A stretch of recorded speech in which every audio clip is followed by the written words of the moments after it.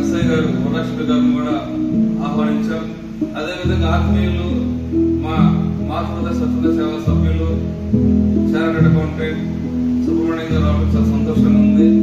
మరి ముఖ్యంగా ఈరోజు కార్యక్రమాన్ని ఉద్దేశించి మేడం గారు మదర్ తెరెసా చిత్రపటానికి పూలమాలను సమర్పించి నివాళులు అర్పించవలసిందిగా కోరుకుంటున్నాను.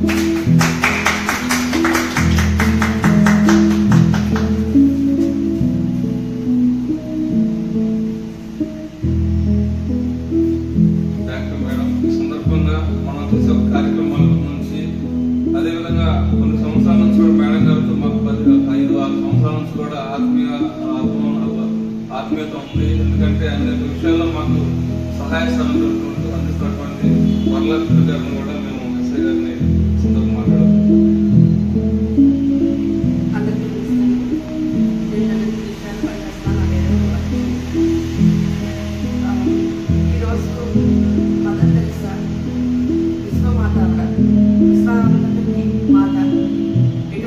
స్వార్థం లేకుండా ఎటువంటి ధనాపేక్ష లేకుండా పేదలకి రోగులకి చాలా నిస్సహాయంగా ఉన్న వారందరికీ కూడా చాలా స్వచ్ఛందంగా ఆవిడ సేవ చేయడం జరిగింది. భారతీయురాలు కానప్పటికీ కూడా ఈ వేరే దేశంలో యూగోస్లావియాలో ఎక్కడో జన్మించినప్పటికీ కూడా కలకత్తాలో చారిటబుల్ ట్రస్ట్ స్టార్ట్ చేసి ఇండియాలో పౌరసత్వాన్ని పొంది ఒక భారతీయ మహిళగా గుర్తింపు పొంది భారతీయులందరికీ కూడా స్ఫూర్తిదాయకంగా ఆవిడ ఎన్నో సేవా సంస్థ స్థాపించి స్వచ్ఛందంగా సేవ చేయడం జరిగింది. ఆవిడ నుంచి మనం చాలా నేర్చుకోవచ్చు అండి. ఆవిడ జీవితం మొత్తం కూడా ఇప్పుడున్న యువతకి చాలా స్ఫూర్తి. ఎందుకంటే చాలా చిన్న ఏజ్లో 18 years నుంచే ఆవిడ మ్యారేజ్ అని ఏమీ లేకుండా తనకంటూ ఒక లైఫ్, తనకంటూ ఒక ఫ్యామిలీ అనేది లేకుండా ప్రజలే ఎవరైతే అభాగ్యులు ఉన్నారో, పేదలు ఉన్నారో, రోగులు ఉన్నారో, తన అవసరం ఎవరికైతే ఉందని ఆవిడ భావించారో వాళ్ళందరికీ కూడా ఎంతో సేవ చేశారు. తన జీవితాన్ని అంతా కూడా అభాగ్యుల కోసం అర్పించారు. సుమారుగా ప్రతి మేజర్ నగరంలో కూడా ఆవిడ చారిటీస్ ద్వారా ఎన్నో సంస్థలు స్థాపించి ఎంతో మందిని ఆవిడ సేవ చేయడం జరిగింది, ఎంతో మందికి. అదేవిధంగా ఆమె ఏంటంటే ఎన్నో అవార్డులు, Bharat Ratna, Padma Shri, Templeton, Nobel prize ఇట్లాంటి ఎన్నో గొప్ప గొప్ప ప్రైజెస్ తీసుకున్నప్పటికీ కూడా ఆవిడ చాలా సింపుల్గా ఉండేవారు. ఎటువంటి ఉందన్న ఆర్భాటాలు ఏం లేకుండా. అది మనం ఆవిడ దగ్గర నేర్చుకోవచ్చు. ఇంకోటి ఏంటంటే అంకిత భావం. ఆవిడ చేసి ఏదైతే నమ్మారో, ఏదైతే చేయాలనుకుని ఆవిడ ఇక్కడికి వచ్చారో అది ఆవిడ చనిపోయే వరకు, లాస్ట్ మినిట్ వరకు కూడా అదే ఇదితో పట్టుదల అంకిత భావంతో ఆమెని సగవంగా నిర్వహించడంగా చేశారు. ఆవిడ ఎటువంటి డిస్టర్బెన్స్ లేకుండా. అది మనం ఆవిడ దగ్గర నుంచి నేర్చుకోవచ్చు. ఆ నిరాత్మకత కూడా మనం ఆవిడ దగ్గర నుంచి నేర్చుకోవాలి ఖచ్చితంగా. అదేవిధంగా ఇతరులకి హెల్ప్ చేయడం అది దేవుడికి పూజతో సమానం అని ఆవిడ భావించారు.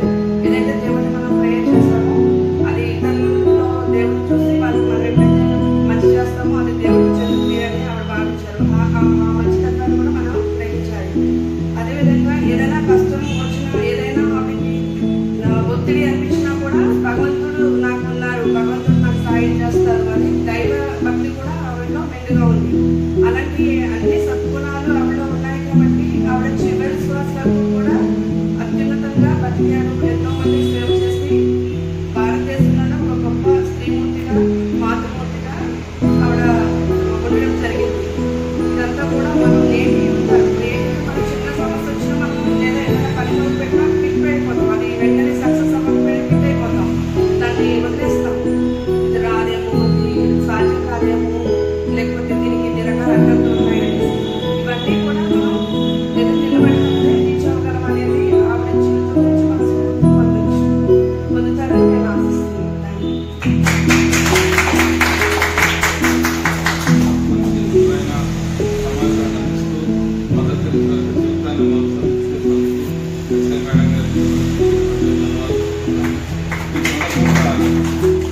మన సింపుల్ ఎంతమంది అనేక రకాల సేవలు చేస్తున్నారు. వాళ్ళందరూ కూడా ఈ సమయంలో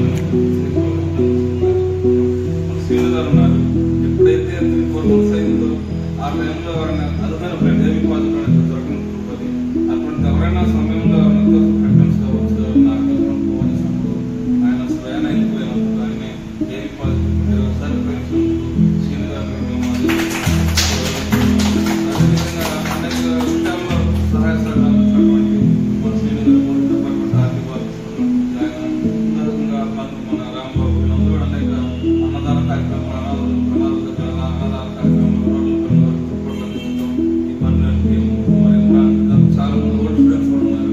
అందరూ పేరు నేను చెప్పైనప్పటికీ జిమ్కి వచ్చా రాబోయినా నాకు ఎప్పుడు అందుబాటులో ఉంటే చాలా కార్యక్రమాలు వెళ్తున్నాం, ఎప్పుడు కూడా లైవ్లో చేసి నాకు ఫోటోలు పెట్టడం, ఎంకరేజ్మెంట్ వెళ్తున్నాం, మొదటి తీసుకోవడం. అదేవిధంగా నెక్స్ట్ ప్రతి కార్యక్రమంలో కూడా నాకు ఎక్కువ సంబంధించి స్పోర్ట్స్ కూడా పోలీస్ డిపార్ట్మెంట్ అనమాట వాళ్ళందరూ కూడా నాకు సపోర్ట్ చేయడం, ఏదైనా కావాలని హెల్ప్ చేయడం చేస్తాం. పోలీస్ డిపార్ట్మెంట్ ధన్యవాదాలు తెలుపుకుంటూ ఈనాటి కార్యక్రమంలో చక్కగా సుబ్రహ్మణ్య గారు రాణి